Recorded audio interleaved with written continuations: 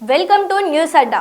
First Harish, next KTR, ఆ తర్వాత KCR. Revanth target fix. CM Revanth Reddy గులాబీ పార్టీ గద్దెలు మొత్తం కూలాలని ఇటీవల వ్యాఖ్యలు చేశారు. గులాబీ పార్టీని 100 మీటర్ల లోతులో పాతిపెట్టాలని పిలుపునిచ్చారు. ఆ వ్యాఖ్యలు ఏదో రాజకీయ వ్యవహారంలో చేసినవని అందరూ అనుకున్నారు.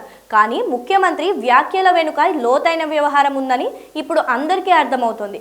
ఖమ్మం సభలో రేవంత్ రెడ్డి ఆవేశంగా మాట్లాడారు. ఆ తర్వాత ఒక్కరోజు గ్యాప్లోనే ఆ పరిణామాలు ఎలా ఉంటాయో గులాబీ పార్టీకి అర్థమైంది. ఫోన్ ట్యాపింగ్ కేసులో ప్రత్యేక దర్యాప్తు బృందం మరోసారి యాక్టివ్ అయింది. మొదటిగా మాజీ మంత్రి హరీష్ రావుకు నోటీసులు జారీ చేసి విచారించింది. గులాబీ పార్టీ అధికారంలో ఉన్నప్పుడు ఫోన్ ట్యాపింగ్ జరిగిందని పదే రేవంత్ రెడ్డి ఆరోపిస్తున్నారు.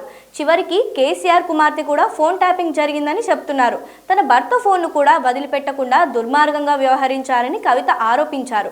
ఈ క్రమంలోనే ప్రభుత్వం ఫోన్ ట్యాపింగ్ వ్యవహారంపై వేగంగా అడుగులు వేస్తోంది. ఫోన్ ట్యాపింగ్ వల్ల గత ప్రభుత్వ పెద్దలు ఎలాంటి ప్రయోజనాలు పొందారు, నాటి ప్రభుత్వ పెద్దల కోసం పనిచేసిన వారు ఎలాంటి ఫలితాన్ని ఆశించారు అనే విషయాలను బయట పెట్టడానికి రాష్ట్ర ప్రభుత్వం నియమించిన ప్రత్యేక దర్యాప్తు బృందం కృషి చేస్తుంది. ఆ కేసులో ప్రస్తుతం కేటీఆర్ను విచారణ చేసింది. అనంతరం కేసీఆర్ను విచారణకు పిలుస్తారని తెలుస్తోంది. విచారణ అనంతరం ప్రత్యేక దర్యాప్తు బృందం ఏం చేస్తుంది అనేది చూడాల్సి ఉంది. మరోవైపు ఈ కేసులో ఇప్పటికే చాలా మందిని ప్రత్యేక దర్యాప్తు బృందం విచారించింది.